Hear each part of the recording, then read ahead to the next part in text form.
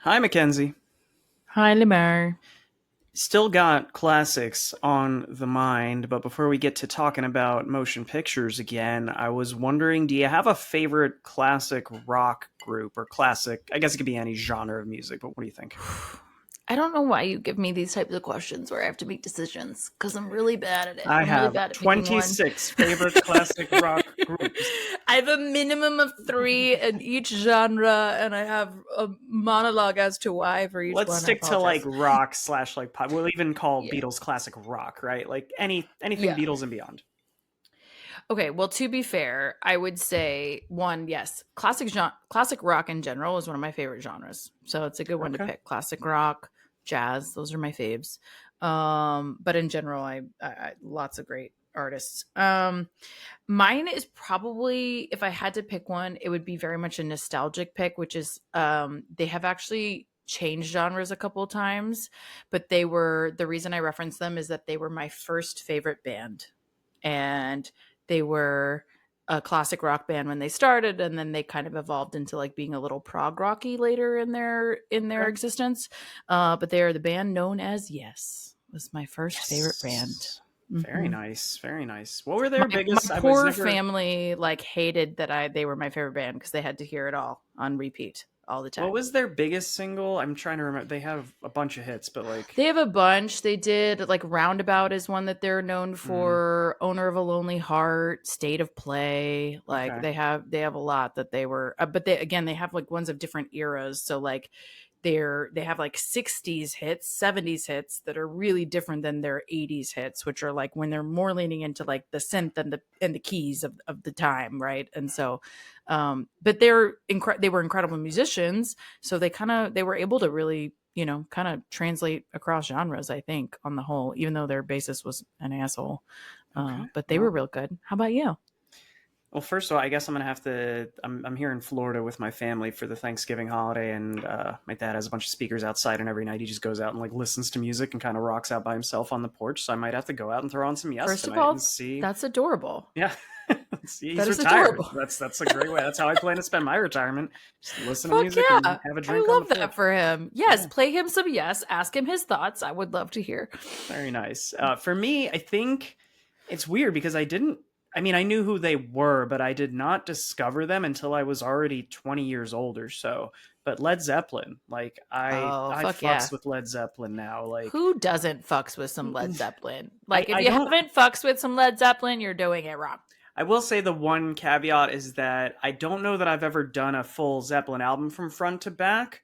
Like I'm sure I know they have three or four that people swear by, but What? like I can listen to their singles Led consecutive. Zeppelin But I 4 is that's like the the one that legend. everyone's That's the yeah legendary yeah one that at minimum. But I mean, this is the era of albums. You are supposed to listen to the album. Like yeah they're they were all of designed them. You that could, way. yeah, yeah, yeah. There was an art That's a to it. good Yeah. one. Thank That's you. a good Thank one. you. Yeah. Good choice. All right. Now let's Okay, talk now about we have something to that talk has about nothing to do with that. completely unrelated. Exactly what I was going to say. Hard left turn. Let's fucking go.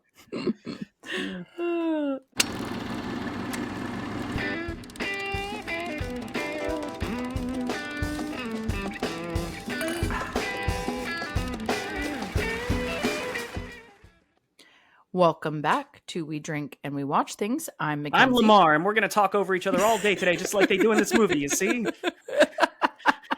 I did not get the heads up on this, or we could have totally done this. I'm ready to fucking go. I'm ready to talk 240 words per minute. Let's fucking move. Oh, good God. There's so many interruptions, so much ad libbing, the chaos of this. It's like an Always Sunny episode. It's just loud noises, lots of talking over each other. It's so fucking good. Very entertaining, though. It's so entertaining. Yeah, it is. Okay, we'll get there, but there is so much to be said about this continued classic. We are starting in week 2 of this month with His Girl Friday, one of my absolute faves.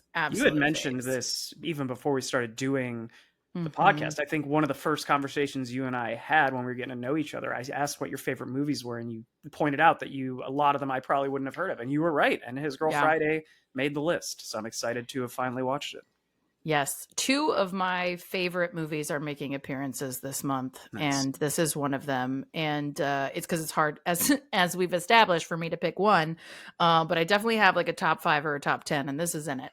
And it is. It's so like ripe with with this witty repartee and banter, and they just are so quick moving, and I just love it. So anyways, to power us through this, because it's gonna move fast, what are we drinking?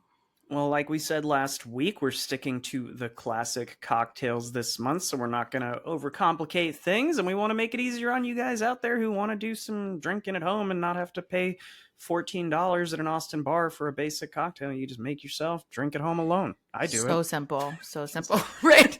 It's not drinking alone if what is the insert cat, dog, whatever is here. Yeah. A for effort. But yeah, so we're sticking to the classics today. We're going to just do an old fashioned because we're watching some old fashioned films. And yeah, if you've never made your own old fashioned at home, all you need is bourbon or rye, 2 ounces of that, 2 to 3 dashes of bitters. I mean, there's a million different flavors of bitters. I think Angostura is the Orange basic is recommended. one. Orange, Yeah. and then whatever you're using as your sugar. So you can use regular sugar, brown sugar, simple syrup, agave I've seen. Like there's a bunch of different stuff, honey, but you need a sweetener in there, just like 0.25 ounces of that. You stir it all up. If you're feeling fancy, you throw a cherry in there. But what's your go-to? Do you have a specific bourbon or rye that you like using? I swear I didn't do this on purpose because I didn't know you were going to ask me this, but it's Brothers Bond is what I did today, which is the one that I have mentioned several times and been Wolverine, yeah. Yes. And I've been like, please sponsor us because we love you, because I really do love it. It's really great by itself, but it is great in an old fashioned. But yeah. I think like if you have any decent bourbon is fine, but like, it's going to come out good. But I personally think that the Brothers Bond is so smooth and nice. And that's what I was going to point out was for old fashions. I've heard it both ways. I've heard some people say you don't want to use a really expensive, classy bourbon because you're diluting it with sugar and bitters. I've heard other people, but you also don't want to go super cheap because it is almost a straight drink. Yeah. Mm-hmm. So I like middle ground. I've been doing Buffalo Trace, which is kind of hard to find nowadays. It's like there's a shortage. Yeah, they're not keeping up with demand because they're booming at the moment. So if you can find it in stores, it's really good and it's moderately priced. So I think that's it's funny. I went right past the Buffalo Trace to get to the Brothers Bond in the cabinet because next time it might not be there. No, I have some, but I went for this. But I have a fuck ton of bourbon, so I have a lot of them. But yeah, and I will say put mine in my classic films lowball, which I thought was appropriate for today. And this was my grandfather's glass. So anyway, cheers. Oh, well, cheers to Grandpa. Mm-hmm. Grandpa, who actually didn't like movies at all, which is why it is hilarious to me that he owned those glasses. He would have hated this podcast. He would have hated this podcast. He really would have. He would have been so proud of me. He would have been like, good job, Mijita, but I hate it. But I'm going to drink out of your glass. Thanks, Gramps. Well, we are going to dig into this one. Oof, I love it so much. And really, on the whole, it is very beloved as well. This is His Girl Friday, 1940, 7.8 out of 10 on IMDb, 99% from critics, 90% from audiences, which that's not a huge disparity by any means. It's still 90% plus, of course, right? But I do think some of that stems from what you already said, which is that it is a lot to follow. But it's incredible. So we'll get into some of these. Again, I'm going to give you some of the simple stuff on these folks because probably won't know a lot of what they've done before. But Howard Hawks is our director, who has done a few things that you probably have heard of. He's actually a really prolific classic film director who was not particularly well celebrated in his time, funnily enough, given the ones that he's done, including but not limited to The Big Sleep, Gentlemen Prefer Blondes. These were big hits for context, if you didn't know. Bringing Up Baby, which actually is not my favorite, but is a big hit. El Dorado, To Have and To Have Not. These are all his work. And he was really prolific. He did I think he directed 87 films or something like that and produced another 30 something. Really incredible. Yeah, you're talking about how he wasn't really recognized until after his time. I had read something where he was actually slated to direct Casablanca, but he decided to trade places. I guess that's something directors can do. Just, hey, you take this, I'll take this, with Michael Curtis, who ended up directing that, just because I guess they both knew the corresponding subject matter better. They were struggling to get a vision for their film, so he didn't end up directing Casablanca for that reason. Which again is a little bit a product of the studio system, right? The studio system was Mm, built to plug people in and out of whatever it was, writing, directing, acting. Like it was, you have a backfill for everything. And there are, 4 or 5 Cary Grants as far as they were concerned, which of course hmm is, as we know today, is not true. There's only one Cary fucking Grant, but there were types, like that, and they would just plug you in, and it was true of directors as well. So but he did some really incredible things that people have, again, to this day, have seen, heard a million times because they're so well done. um, the writers on this one, Charles Lederer did the screenplay, and he's known for also Gentlemen Prefer Blondes. He did a couple others. He did was one of the ones on who had contributed to The Thing from Another World, and so he's actually done a fair amount. But he, same thing, was just did a ton of films, wrote on a ton of films, Kiss of Death, a couple He others. wrote Ocean's 11, so Brad Pitt, He Matt did not no, I'm kidding. He wrote the original Ocean's the 11, the original. one from way back in the day. So, if you like Ocean's 11, he wrote the original one. Yeah, which if you didn't know, yeah, is based is an adaptation of the, it's, I think it's 1960 is the Mhm. 60 or 61 is the original for Ocean's 11. He did do that. Yeah. And then we had Ben Hecht and Charles MacArthur, who co-wrote the play, which was The Front Page, published in 1928. And they It's did, been made into so many movies. it has. So, I mean, again, like I made this joke in when we were talking about our last film, which was that the newspaper man role was so sexy at the time. And it really was, like, it was a shtick. There were a lot of like newspaper man stories. Investigative journalism was interesting, was, kind of hot. It was also really an honorable profession because there was a lot of watchdog journalism happening at this time, and Mm. investigative journalism, which was intended to hold people in power to account for things that were not okay. Right. So, Be nice if we um, still had that. That'd be awesome. wouldn't that be Yeah. incredible if that was a thing that we did? Yeah.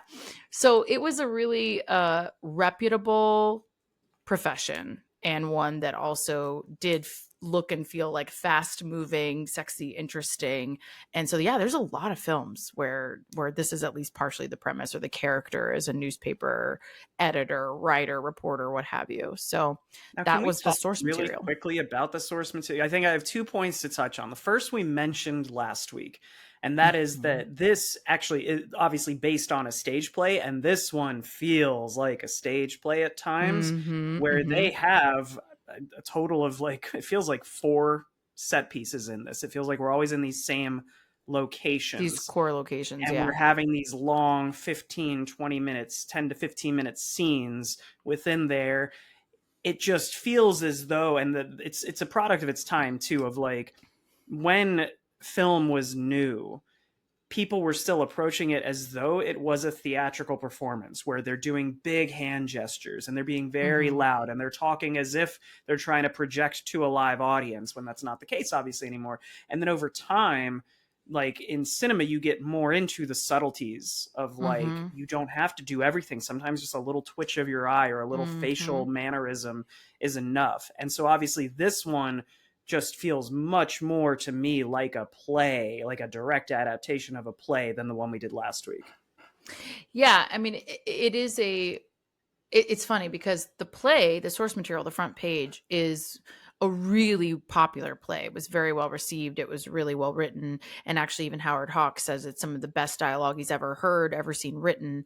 But they ended up rewriting like half of it for, I think it's literally about half was rewritten for the film, even though he loved the original. And there's a number of reasons for that. They changed, it's actually, the original source material is actually 2 men, it's an editor and a reporter I would have instead liked of. that better.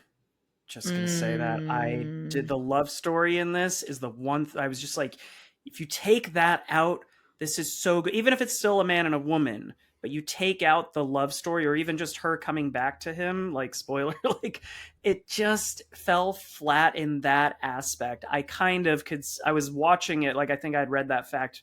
I was 15 minutes in the movie and I had the little fun facts pulled up and saw that, and I started listening to the dialogue from that perspective, and it became a lot clearer. And I know, and even I think they remade this in '74, something like that, with Walter Matthau, Jack Lemmon, Susan Sarandon, and in that they went with the 2 male leads, and I believe that the one is leaving to go get married, but he's convincing him to stay for the story. So the plot stays the same. The love story was a little disconnected for me. I like it. I think it lands. I also really do. I could see it without the love story though, but I still want it to be a woman, is what I would say. Like, I Yeah. love that her character is a woman. I think that so Howard Hawks, for context, he had actually had it read out loud, and a woman took the lines of the reporter, and he loved how it played. He loved how it sounded. And that's what prompted him to ask them to change the script. And again, lots of rewrites ensued, but it was to make it a woman, and to build this love story around it as well, and to make it kind of this, one rom-com sold well, but to make it a little bit of this like kind of screwball almost esque, like It Happened One Night, of like these antics that they get up to in this process, and that he's kind of sort of trying to trick her into staying while going along with everything that she's saying, right? That he's fully supportive. He just wants her to do this one last story, yada yada. And I love the one last story bit too. Like, I just think it's a bit that plays throughout the whole thing. But I do like the shift for it being a woman, largely because I think Rosalind Russell, does an incredible job of it, but also because I love that she's at parity with all these men in the room, right? Yeah. Like, she is a newspaper man. They say it over and over and over again. She's a newspaper man. She says it later. And I love the mutual respect of her being in that room and treated the same way, and treated like an equal. Even though he's her editor, he treats her like an equal really kind of throughout. He is like trying to trick her into staying for sure, but you can tell that there is I think on the whole a real respect for her and her skill throughout. Yeah, no issue with it being changed to a woman. I just could do without the underlying thing being that he wants her to be with him. Not just that he wants her to be a writer, but that he is in love with her and is trying to get her to stay and like sabotage her marriage. Didn't love that. Well, we'll get into it in a second. Yeah. So let's get through the basics. So, as we said, that's the source material. It got rejiggered a little bit for the film, which again has been remade a few other times. So other ways for you to watch this. But the major casting crew is Mr. Cary Grant, again, legend, plays Walter Burns, the editor. He's been in a gazillion things. North by Northwest is one of the ones that people have probably heard. Notorious is one that people have probably heard. If you're into film noir at all, it's incredible. Charade is like a funny kind of rom-com as well, but To Catch a Thief is another great film noir. That's with Grace Kelly, which is beautiful. And also that whole, like, this is before she's Princess of Monaco whole thing. And also he, as a whole, if you didn't already know, I think we've talked about this in one or more episodes before, but he's really the inspiration for James Bond. Yep. Really, Cary Grant the person.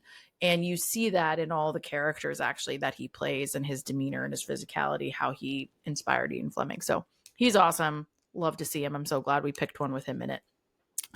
Rosalind Russell, like I said, plays Hildy Johnson. She has been in a number of things: Gypsy, The Women, Auntie Mame.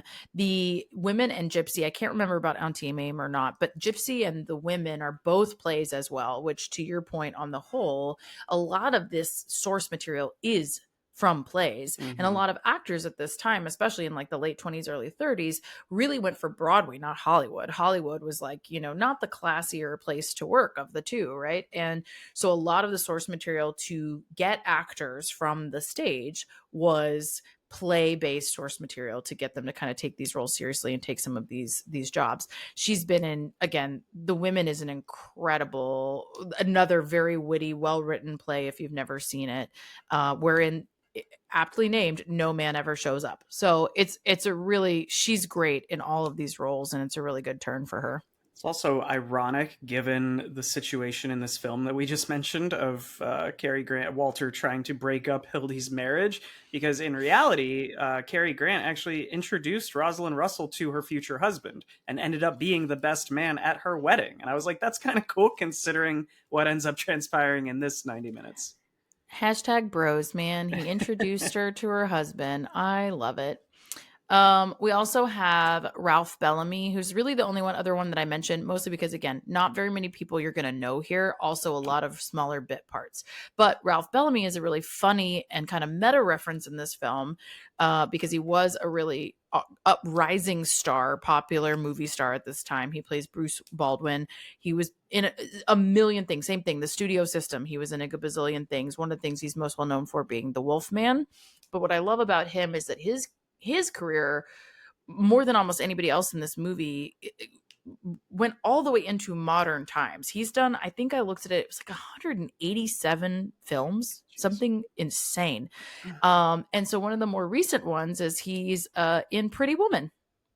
And Oh, okay. he's the one that Richard Gere is trying to take over his business, like buy his business. They have that like fun dinner, the four of them, that's always pretty funny.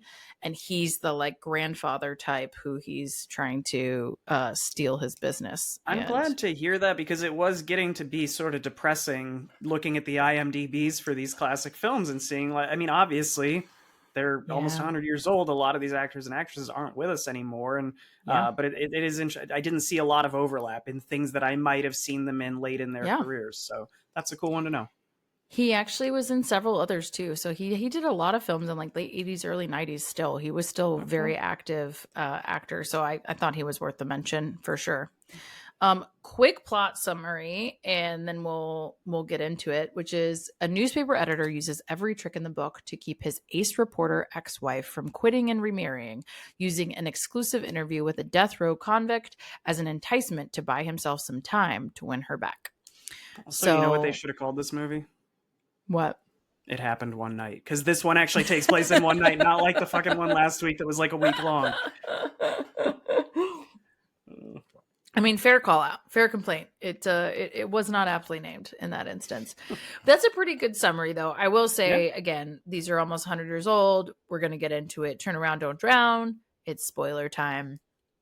I think what's interesting too is that I just love all his antics. I mean, I know you don't love the love story part, but I love like the lengths he will go to, to make sure that she has a reason to stay. He's sending his reporter who's already on this gig like on a paid vacation practically, and is like, get out of town, go do literally anything else so I can get my wife to stay here.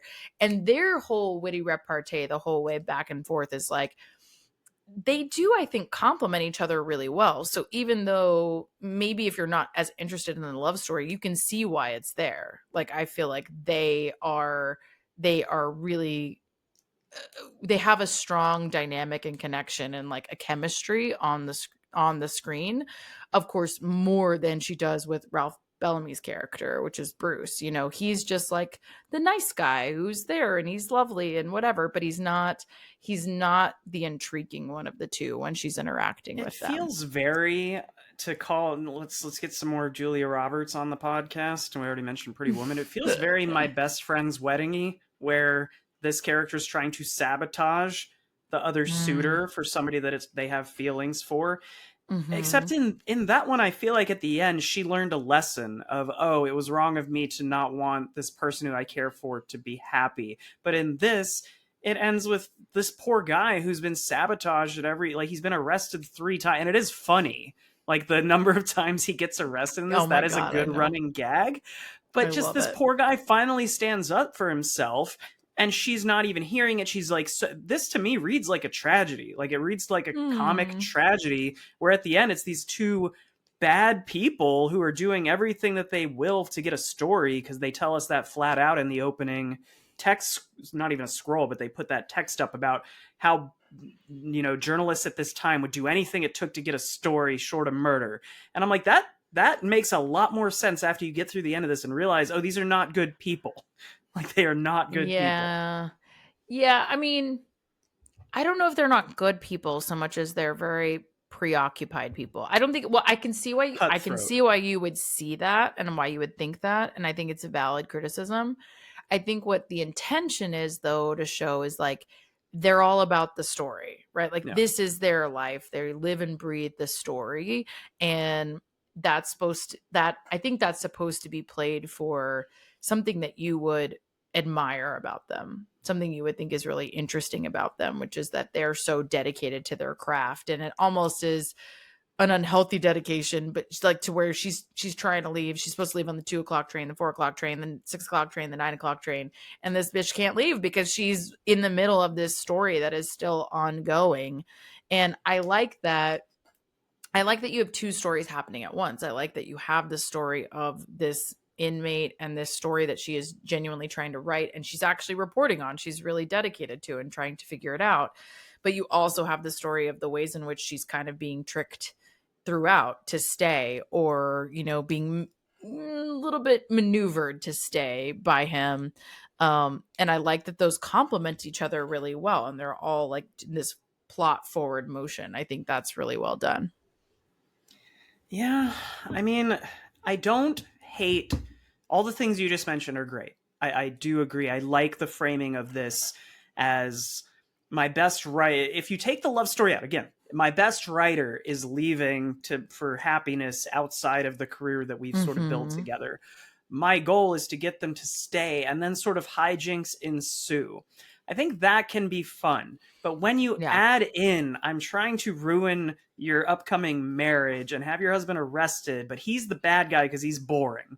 That's not really fair. It leaves a bad taste in my mouth. But I did enjoy, if you take out the way that it ends, I enjoyed everything leading up to it. I do like how they interweave this sort of murder, and how honestly it gets Mm-hmm. dark at times. They interweave this sort of It murder does. trial and this execution in with political corruption and how the journalists tie into that. So I think it tells a really compelling tale of this line of work.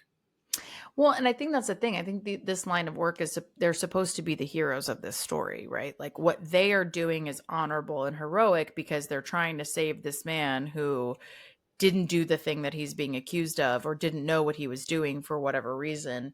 And you're following that story where they're kind of racing, as in their minds they're racing against a clock to do this very important thing.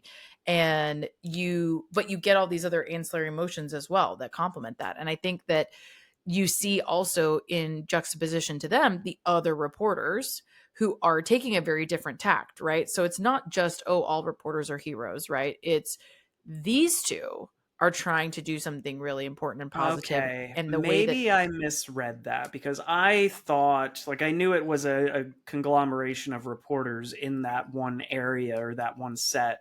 I didn't realize that we were supposed to be juxtapositioning the good reporters with the bad reporters. I assumed they were all working together. So when Molly comes over and has that yeah, scene where she's pleading with them and trying to, like, why and did they're you not listening. misrepresent me? And they're just sort of, pushing her to the side, and then eventually they corner her and she tries to kill herself. Again, it gets dark. It does Kill get herself dark. because of them. I was lumping them all in together. But again, maybe that's. I still No. think that it doesn't do as good of a job at differentiating those two. I don't know. So in that press room, so that's a courthouse press room. That is where again the reporters go while trials are taking place or Hmm. decisions are being made. So all of the reporters from all the papers go into that place. And so you hear a few digs of like, well, that's so like the Tribune, that's so like the Daily, that's so like, whatever. Yeah. Like they're all, and they're at the Post, for example. So everybody is on a different paper, and you're seeing them. They have a camaraderie and a respect for one another, but they're all competing to get the story. And so that's part of where they're trying to keep some of that information to themselves. You see that happen a few times of like she wants to shut the door and have this conversation where they're not there, things like that. And it's because their goal is different than the other Got it. reporters. Their goal is to right a wrong as far as they see it, and they say that from the very beginning of the story. And this is one of the things I like about the writing, is there is a callback to at the very beginning when you see them. He's talking about, he's being asked by his printer, like, why have we gotten so political, and he's like, because this is fundamentally wrong and we have to take a stand here. And that calls back to like why this story is important. And what I like about his character is that he does truly believe in this story, this saving this person and getting the job done. And he's just also simultaneously trying to win back his ex-wife. And so he's kind of marrying those two things together throughout the story. But I think the core is that they're supposed to be, these two are supposed to be the heroic ones. So the fact that she's ignoring him, to your point, she's ignoring, her Bruce, who's telling her like, that's it, I'm taking a stand, I've got to go. That does, of course, like that is hurtful, and it's a rude thing to do in all the ways. But you're supposed to see it as like she's doing the thing that's the priority because it's time sensitive and this man is on death row and she's got to do this right now. So I don't think she's Yeah. supposed to be a bad person in that particular context, but I see how it's a little rough for Bruce for sure. I think what you're saying makes sense. I'll concede that I didn't understand the entire story that was being told there. And actually, I had written down later. Now it makes more sense when they finally arrest Earl in the actual press room, Mm-hmm. and all the reporters are typing their stories and they're all writing different things. I wrote down that that Yeah. was kind of funny. Of like, some people are saying Yeah. the gun went off, some people are saying he Yep. shot at the police, some people are saying like, oh, he gave himself up willingly. Now that makes a little more sense that everyone's reporting what they think will get the most, Mm-hmm. I guess, whatever clicks were back in the day, eyes on it. But yeah, from the get go, I didn't like. I get why it's funny, but it just seems so mean spirited that when he takes them out to lunch, that initial meeting, and he meets with Bruce, he's like shitting on their trip to Albany. Oh, you're gonna go live with mom, huh? Like he's really rubbing her face in. Your Mm-hmm. life is gonna be so much worse without me. Maybe it's another example of 1930s males of like women need to be told what to do, and like they need to really see that that life's going to suck over there and they'd be better off with me. And we talked about socking on the nose and what women deserve last week, and it just, Yeah. that's another thing where that just hasn't aged well for me. I don't, I hear you. And I agree with like, it's funny though, because I take similar but different issue with it in that I think he knows her really well. Mm-hmm. And he knows that that's not enough for her. She keeps saying, like, it almost sounds the way she talks to herself throughout this and to everyone around her. It sounds to me like she's trying to convince herself of this, that Yeah. this is what she wants. And this is what she wants to do. She wants to go live a normal life. And, like, because listen, this is not a normal life. Like, we have demonstrated that, right? Being a newspaper reporter and living, flying by the seat of your pants and having to live in this, in this press room and chase these stories and cover these really dark topics. Like, this is not a normal life. And so she says that multiple times. She's like, I want to go live like one of the normal people. I want to live this normal life. And, but you see her change when the choice comes down to it, right? When it comes down to, do I actually want to go take and proceed to this normal life? If I wanted to, I would just take the fucking train and go do the thing.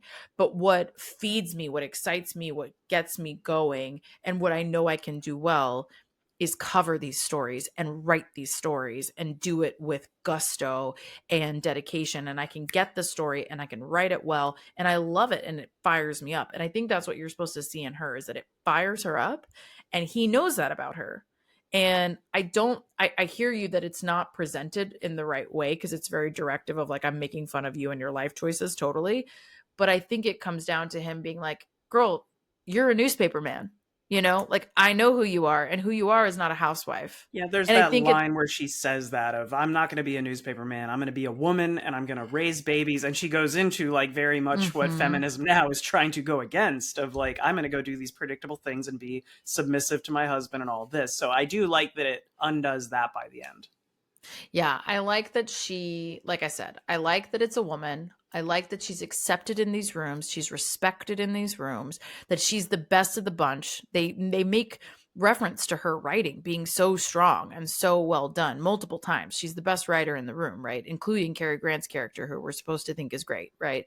So Mm-hmm. I love for her that she's the best one of the bunch. And that's part of why he doesn't want her to leave. It's not, I think part of it is obviously that love story, of course, but I think part of it's like he doesn't want her to waste her talent. This is her calling. This is what she's supposed to be doing.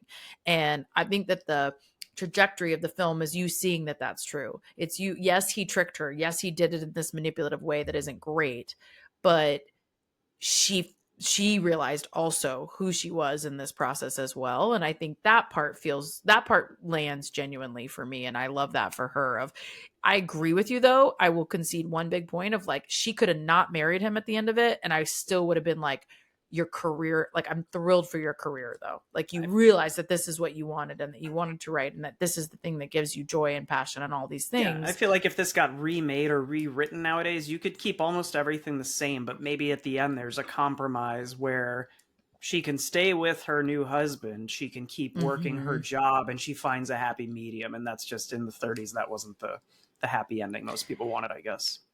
No, I don't think so. But I like that I like that we have to look at this in the context of the time that it was written. this is yeah, not the happy ending that most women of this era are told to want. I won't even say that they want, because who knows what they wanted, right? Like, women have had their own hopes and dreams for hundreds of years that probably didn't align with societal expectations, but you are just not told that you can want this, right? Mm-hmm. And I love that she is saying, fuck this, like, this is what I want, this is Yeah. who I am, and she's just going and doing it, and she's doing it in a way that is still graceful and beautiful and respectful and feminine in a way, right? But she gets to still be a woman and be feminine and be a newspaper man. And I love that juxtaposition. Like, she says it with no irony whatsoever. And it's respected, both, like, she says it with confidence and they agree with her. And I love that for this character. I think she's one of the most interesting characters in film for that reason. Yeah, I think I want to get into some of the positives because I feel like I've spent the first 10 minutes like really focusing on the thing that I didn't like about this. But I want to say again. But I hear you. I think it's fair. Well, thanks.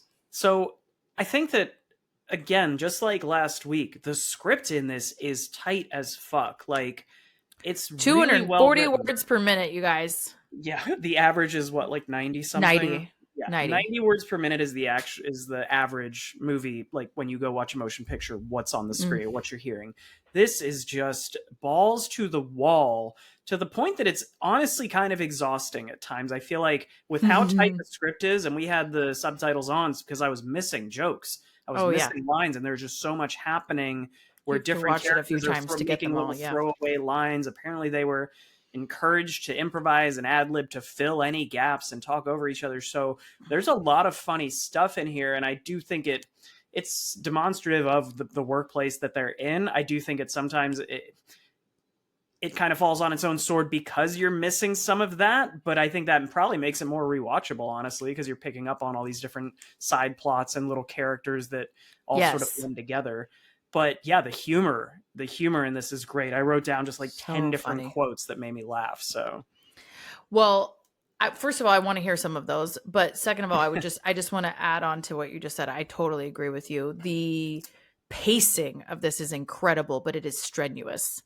It's almost a strenuous watch. I do also think you have to watch it multiple times to fully appreciate it, because yes, you get all the little Easter eggs, all the little jokes that you missed the first or the second time, and you don't hear them all. But it is overlooked a little bit in a modern rewatching, that this was a big deal to have people even talk over each other this way. This was only the second film ever to do it, and this way was done very uniquely. Like, there's not a multi-track system for audio at this point. They couldn't film separate scenes. They had to like catch the repartee, and a lot of it, to your point, was ad-libbed. So this was responsive mics being turned off. There were like mics being turned on and off as much as 35 times in a scene to capture who was talking at different times. So the creativity and the innovation of this, and also what I think really gives the feel of this newspaper room and this fast-paced environment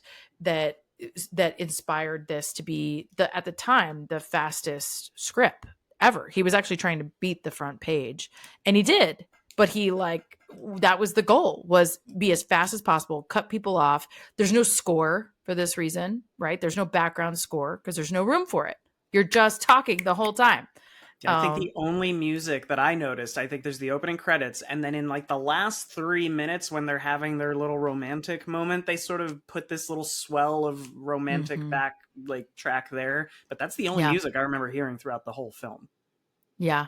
I just love, like, I think it's a very simple observation that Hawks made, and then he made a film based on it. He's like, people talk over each other. They interrupt each other. He told us he was interviewed by Peter Bogdanovich, and he went into a whole long spiel about people, when they're excited or they're arguing or they're describing something, they cut in, they jump over people, they jump to the point. They want to ask you a question while you're talking. And so they don't just wait the way you would in, say, a play to let someone finish their line and then you say your line, right? Yeah, He's the like, the poker scene is demonstrative. That was the first one where I went, oh, they're playing it. That is how it works. You're in the middle of a poker game. You're not going to stop so this person over No. here can make a phone call. They are continuing their conversation. They're all jumping on and off the phones, but you're still hearing talk about the poker game. It's like following three different scenarios at one time, which I kind of dug in that scene. Yeah, and you do have to kind of pay attention, and I think subtitles are, yes, a game changer and your savior when watching this kind of movie, because there is so much. But I think it's an early iteration of this, and it's been adapted so many times. I know I've mentioned this on the pod before, but Amy Sherman Palladino, Daniel Palladino have done a bunch of work that is inspired by this. This is the kind of work that they have emulated in their writing of, we want our script to be 3 times as long as the next one because we're just saying more, we're doing more in a shorter period of time. But it's like, calisthenics with words, as Dorothy Parker would say.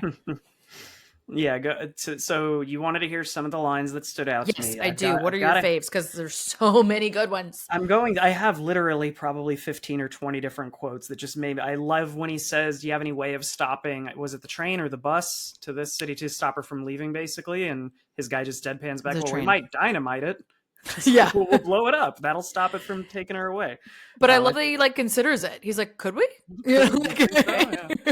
I love the call out when they're in the restaurant of like, oh, you want some rum in your coffee? It's a nasty day out. I like that logic. Yeah. We love that logic on this. It's cold out. We gotta fend off the cold. I love it. Can you move the hanging up to 5 a.m.? Why not hang him at 5 instead of 7? And he's like, well, I can't hang a man in his sleep. Like, yeah, he's not gonna be awake yet, obviously. Yeah. Let's see. I know I'm just rattling these off, so sorry if this isn't fun, guys. But these are. It's fun for me. Let's go. For some this one, I don't even know if this was meant to be comedic. I assume it was, but we get the whole thing, and I want to hear your 2 cents on the Earl storyline and what exactly that, because I might have missed some of the details on that going through, because you are hearing all these different interpretations of just, was he guilty? Was he a man who was just pushed too far or put in the wrong scenario? And then when they have all the psychologists coming in and like grilling him over, and like basically he's being sleep deprived, and I think that's why he ends up going crazy. I think that's what I was supposed to draw from that. But when he's sitting there being interviewed and he's just like, I'm awful tired, can I go back to jail again? That line killed me as well. And there's lots more. He's so worn out by the end of it. And he just, I think part of what you're supposed to take away from him is that he's quite simple, and he doesn't understand the context that he's put in multiple situations, including but not limited to the gun. And also that he didn't know that the gun was loaded, and he used it the way that it is functionally supposed to be used. So it's supposed to be implied that he doesn't realize what he did. He doesn't really fully conceptualize it, and that they are trying to save him from the death penalty for that reason. Like, not to say he didn't do something wrong, but that he shouldn't be put to death because he didn't vindictively murder someone is kind of the premise there. Okay. But that at this time, and it's very interesting if we were to look at this in reference to now, at this time, it's because the person that he shot was a quote unquote colored, so African American. That's another one that, Police officer. Oh, gross. Sorry, I apologize. But that will score political points if we put to death the man that killed a black man, is the implication here. And it's not about him actually being guilty or responsible for his actions. It's that this is going to get the mayor reelected. Yep. Yeah, he needs a black vote if he's going to get reelected. And so he wants, and this is, there's the tale is old of time of Chicago corruption, and that this mayor is corrupt, and that's the only reason that they would do this. And not to make light of all that darker stuff that we just talked about, but I do like how they end up making light afterward when Earl escapes, and they're like, well, who let him out? And he goes, well, maybe the sheriff let him out so that he could vote for him. That callback was great. Of just, oh, this sheriff sucks. No one likes this guy. I just love, all the shit talking. I love there's so many other good lines. I like I personally really love the Hill D. Walter dynamic. Like, the shit talking back and forth throughout is awesome to me. I love when she's like, Walter, you're wonderful, in a loathsome sort of way. Like, what a compliment. What a line. Like, I love that. I like that. Great. And I like how well, you already spoke about how well he knows her, but also how it's demonstrated how well she knows him, and how he is constantly trying to scam and con Ralph. And she says, put the check in your hat, not in your pocket, because yes, all his money gets stolen when he's arrested the first time. So she knows that this is going to not play out well for Ralph. So I like that they sort of two sides of the same coin there. Yeah, I like that she's the she's the woman about town here. You know what I mean? She's the woman who knows the lay of the land and knows, how to survive in this context and in this city and in these kind of darker, more difficult situations. And I like that it's her really giving the roadmap and not the men in the room, in any room. And I think that she's like, she plays that so well as the person who can really hold her own in any room, in any space, and it's really likable. I also really like that there's about the money thing that goes back and forth, and she's trying to get the money back from Walter at one point, and he goes, "What do you think? I'm a crook?" And she goes, "Yes." Like, I just like, well, he's literally doing the con in the restaurant. Like, after working in retail for so many years, that was something we were told to look out for, was just people will intentionally try to confuse you with, hey, can you break this dollar? Or actually, no, can I give you this and you give me a 20 back and fuck with you to try and make money? And he tries to pull that. And she warns Ralph of it, or not Ralph, Bruce. It's funny that I said that because I wanted to call out that fact that they have that throwaway line where he says, "Go find that guy. He looks like Ralph Bellamy." It looks like Ralph Bellamy, so which was nice ad-libbed, by the way, by Cary Grant. So way fun to that go. they left that in, of like using the actor's name. Another Julia Roberts, Ocean's 12. We're 3 for 3 on Julia Roberts references. Oh, she looks just like Julia Roberts. We've had a lot of those lately. I feel like we got to just do one of hers because we're leading up to it. I'm convinced. Yeah, I love all the lines. I love the writing for this. I think I think what I really enjoy is that she, like I said, it feels for me like a story more about her making a decision to do the thing that she loves than it is a love story. And maybe that's why that doesn't, like, I know that it's there, but it doesn't like stand out to me as being the point of the story. To me, the point of the story is this woman who's discovering her calling and leaning into it and deciding to do the thing that she's excellent at. And I love that they read some of her writing and it sounds it's beautiful and it's well done. And also I love that she's like supporting Molly later, and she calls out the men in the room for their bad behavior too. I like that she doesn't just go along to get along. Like, she'll tell anybody in any room exactly what she thinks and do what she thinks is the right thing. And I love that for her as a character. I feel like we should watch at some point. We should cover Whiplash, because I'd be curious to know how you read the ending of that, because I think that and this are very similar, where you can read it as being a completely happy ending, or you can read it like I did, of being kind of a tragedy. As in the Damien Chazelle Whiplash film. I fucking love that movie. That's one of my favorites of the last decade, but I feel like the endings are very similar. If you have these two prolific people pushing each other and they're going to do great things, but like, how do you really read it? How much they're sacrificing in honor of that? So just curious. Yeah, there's a lot there. Yeah, especially in that one. I think there's a lot there to unpack. And I think but I think what we come back to here is there are some very dark things. There's a lot of references to Hitler, for example, in this film. And, and I mean, like, not as throwaways as in like, we're telling the world what we think of Hitler at this time. He's a bad guy. But it's just like this underpinning of this story that there's all these really dark, there's this corruption in Chicago. There's Hitler, who is awful. There's this murder that has happened. This woman jumped out of a window, like all these things are a little bit normalized in this particular context, because this is the nature of the beast, right? Like, this is the nature of this job and this career. And like, it's kind of jumps almost out the window. And that was another thing, was just Molly jumps out the window and Walter is just like, who gives a shit about her? Where's Earl? Which I get. He's going for the story, but it just reads so callous. So sorry to interrupt. You were saying.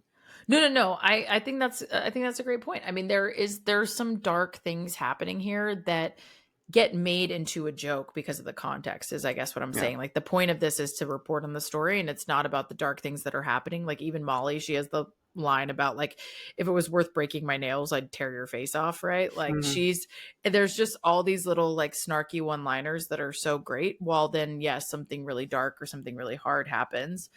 But I think it comes down to, like I said, I think it's supposed to be, it's a little bit of this love story, but I do also think it's this, coming not of age, but to this realization, like, or this sense of self for Hildy on the whole. Yeah. And I love that growth for her. And I do think it ends pretty funny. My one complaint is that she kind of like just kind of goes with the flow at the end there. Like, to your point, if you wanted to argue that the love story feels forced, it feels like she just at the end realizes that they're gonna just do that, right? Like, he's That like, we're gonna get moment, remarried, and she's like, okay, yeah, like, she I'm just sorry. kind of, I'm she does sorry kind of to. roll That with it. was an impulsive noise. I'm sorry to make that noise about one of your favorites, but that moment when he's like letting her go, I think that last conversation is pretty touching. When he's like, "Go on, go. I'll write the story. You got a better life." Right. Blah. And it's like that feels the most genuine. Mm-hmm. Out, maybe not genuine.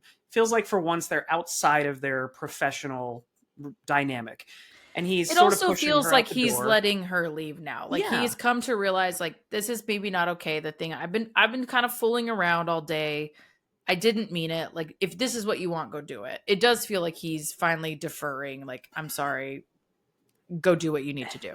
Yeah, I'm like, that plays really well, but then the Yeah. moment when she realizes he's fucking with Bruce again, and she goes, "Oh, I Mhm. just had to know that you wanted him arrested and you actually loved me. I just wanted to be chased."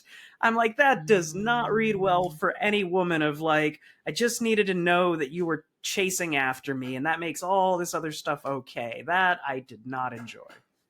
I don't love that. I do also feel like she wouldn't bring Bruce back. She wouldn't even come back if that wasn't part of what she wanted to do. Yeah. And I know, and I'm not saying that in any kind of judgment, right? I think this is somebody who knows that her life is here and that this is what she actually wants, and it didn't work out the last time. And so while he is manipulating her and trying to maneuver her all day, I think that's what that is supposed to tell you, is that she is doing the same. And ultimately they're the same. They're very much made for each other because they're doing the same things to each other. She only brought Bruce here to show off. She only made a show of leaving because she wanted him to see her leave. It's like slamming a door really extra loud to make sure they hear, right? She wants him to know that she's moving on and she's going to go do this thing that not only is not the person that he has seen her be, but is the opposite of everything that he loves about her. And she's giving him the middle finger to this life that she had with him, to make a stink of it, to be a rejection of this relationship that had failed before. And she wants him to really feel it. Like, I think she is just as much participating in this as he is. And that's part of why they complement each other so well. And poor Bruce, admittedly, That's is yeah. caught in the crossfire of these antics. I'm in For sure. agreement that I think they are both equally guilty, but I don't know if that's for a first-time watcher. I will rewatch It's this at some hard. No, point. I agree with you. I I don't think don't it's the think it's first time. presenting that way. It seems as though she is making this decision of, I need to get out of this business and away from this man because I know I'm not, I don't know if it's a good person. Like, this is keeping me from being a good person or living my best life. That's how it read to me at the start. So for her to get pulled back into it, and yes, this is where she does her best work, but is this being the best person she can be? That's the way that I interpret it. I wish they would have addressed more clearly, because I think you do a great job of calling out, like, yeah, she's fucking with him just as much as he's fucking with her, and Bruce is the victim in Yeah. all this. But I think they could have made that a little clearer, I think. And I think it's, to be fair to your point, there's so much going on. Like, again, if you haven't, I It's an can remember exhausting film. It it is an is a really, exhausting, not just the words per minute, but there's just so much fucking happening throughout this. there's so much. And you know what's cool about that, to me at least, is like, there's not fucking action. These are not action No, sequence. There's no. like plot happening every second of this movie. There is plot, there are words, there are things. And like, I just find that fascinating. And I love, like, I just keep the Dorothy Parker quote keeps popping into my head. It's calisthenics with words. Like, it is a fucking workout to watch this movie and to be in this movie, like, to present this story. This is a lot happening all in one fell swoop. But I really enjoy it. I love my brain having to work that fast. I love having to keep up that with that story that quickly. I can't remember if on the first watch I'm sure I didn't think all of this was clear. But I wonder what resonated the most on the first watch and if it was similar. But I do think it's one of those things that as you keep watching it, you pick up more and more, if nothing else, more and more of the humor, because it is so funny and it It's is so very, well very written. funny. There's a lot going on. Like I said, a bit exhausting. I was watching the clock a little. I forget what I was doing after was watching this, but I assumed I was like an hour and 10 minutes into the movie, and I looked, and 40 minutes had passed. And then I looked again and thought, oh, Checks okay, out. it's probably been another 20 minutes. It had been 5. Like, there's just so much happening at any given moment. It was hard to take notes, which, that's unrelated to watching a movie. But yeah, there's a lot. I didn't love at the beginning. I was like, is this how divorced couples talk? Where I don't know, Mackenzie, do you just give a little exposition of here's what we loved about our relationship, but here's what we didn't love, and here's why we broke up every time you meet up with them? I didn't love that scene, honestly. Well, in the interest of keeping things that I probably shouldn't share publicly on the pod private, I would say, yeah, that can happen. Okay. Do you remember the time that we went to Universal Studios and how much fun we had? No, weirdly, like, I know that seems like that's not the way people talk, but sometimes, especially when they're trying to pull at your heartstrings, it can be the way that people talk, I think. But yeah, I do think that is so true in a film, though. Like, you have this exposition that feels like this is for plot. This is for you to get some background out of this more than anything else, for sure. Yeah. The most emotional 2 moments of this, clearly when Walter fakes crying and then nudges Bruce to get him to look up and see that he's fake crying. I thought that was a brilliant little gag. I love that. It's so funny. He's like, wait a minute. Hey, pay attention. I'm putting on the performance of my life here, fella. And then the meanest fucking thing in this film, a film full of like what I would consider bad people and mean acts. The meanest thing, the thing that cuts the deepest is, so do you always carry an umbrella? That is the roast of the fucking century. In the 1930s, that's like Kendrick Lamar going after Drake. Like, that is just, his career's over. That guy's done, Bruce. The roast. Yeah. Which, I love his response. It's so earnest. He's like, it looked a little cloudy. Like, what do you mean? Yeah. It's so it's so well done. There are lots of little burns there. I love Cary Grant's little like, hey, watch me. Look at me, I'm crying. Yeah. Yeah. And I love his I love all of his one-liners, and I actually like that he's a little bit ancillary, but where he comes in is always, he kind of steals his scenes that he's in. You spend a lot more time with Hildy and even the other reporters than you do with Cary Grant's character. But every time he comes in, you're glued to the screen and what he has to say. And it's just, he's dynamic. He's so dynamic. Okay. Well, all that to say, I think this is something that you have to watch more than once to really enjoy, just because, again, it really is a lot in one watch. I think it's very funny and all the things. But what would you say is your rating?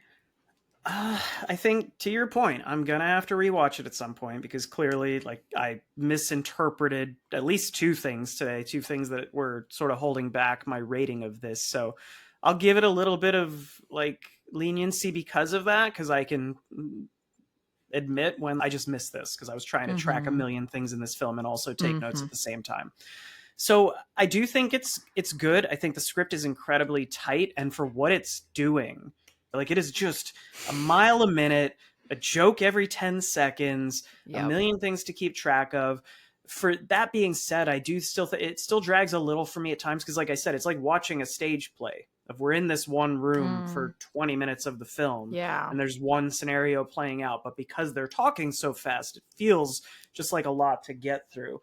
But I think there is one shot where I went, oh, that's different. And that's the one where Hildy is on the 2 phones near the end.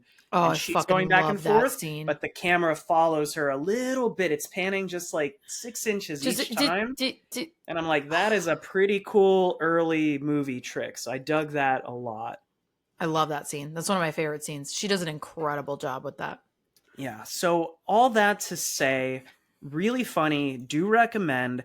For a first watch, I came out of it honestly at about a 6. But I'm gonna bump it up a little bit to acknowledge, where I had some misinterpretations today. I'll go to like, I'm not gonna go all the way to a 7, not this first watch, but I will rewatch it. So I'll go like, I'm gonna do this for the first time, quarter points, 6.75, because I don't want to give it a Quarter 6.5. points. I'm gonna go Wow. 6.75.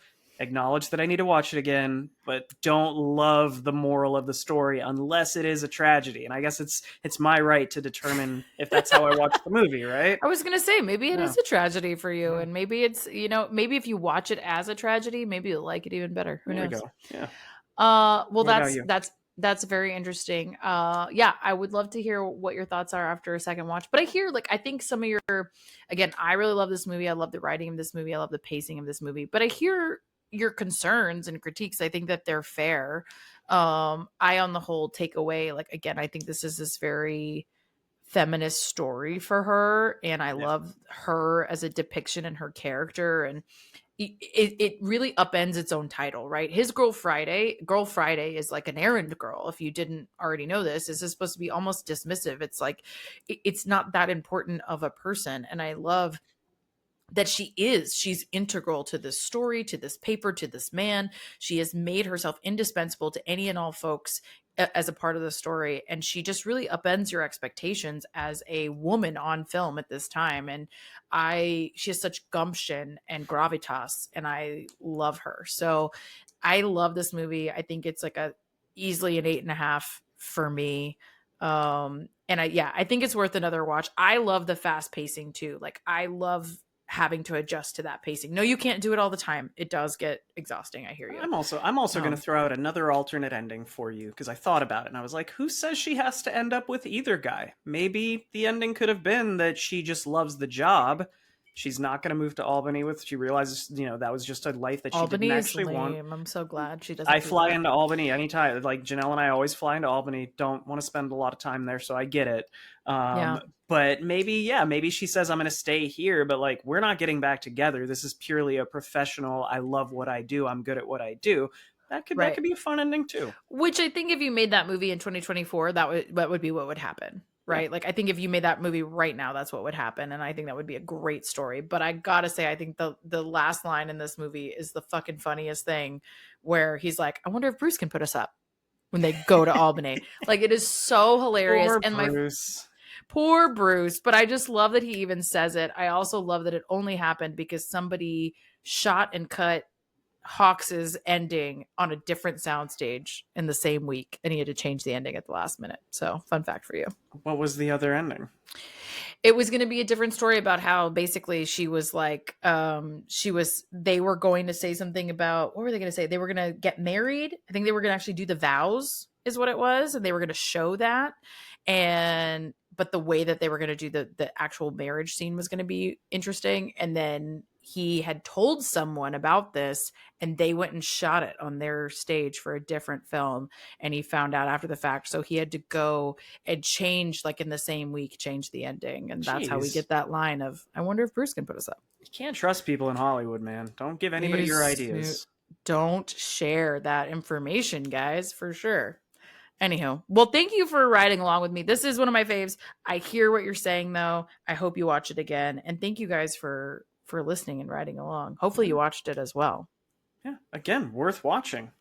Same thing I said last week. Absolutely watch it, even if you're not a classic cinema person. I think does a lot of things early that you are commonplace nowadays. But 90 years ago, this was very original.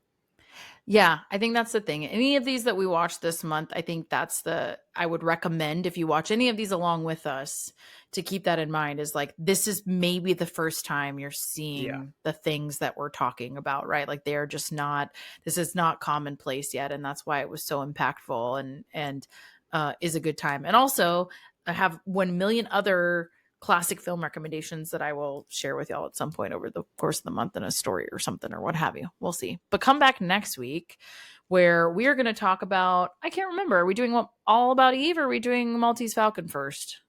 All About Eve's one of your favorites, right? That is one of my faves. Do you want to save that for the last Yep. Yeah, let's save that for last. Okay, so come back next week where we're going to talk about the Maltese Falcon, which is our Humphrey Bogart entry of the month, which we had to have at least one. And that So was the one where I went, oh, I know that title. I've heard that title. I picked that one in Mackenzie's. If you didn't listen to last week's episode. it's okay though. It checks seconds. a lot of boxes. We need some Humphrey Bogart. We need some film noir. Like, it's going to be great. You guys have also probably heard of it. So that'll be good for sure. But in the meantime, follow us on our socials. We drink and we watch things on Instagram, TikTok. You can check out our reels, our stories, all that good stuff. Also, you can email us questions, suggestions, future movies at wedrinkandwewatchthingspod@gmail.com. And yeah, you can watch video now on YouTube. Subscribe there. We Drink and We Watch Things. And Spotify now does video. So if you want to see our beautiful faces whilst you listen, don't do it while you're driving, please. You will get an somebody sent me a picture of them doing it while they were driving, by the way. And Straight to jail. I was one, like, you're going to get a ticket, and two, I was mortified. I was like, my whole ass face on your console. Don't recommend. It's not an ass face, Mackenzie. It's pretty good. Thanks. All right, homies. Thanks for hanging with us. But for now, go have a drink and watch a thing. Cheers.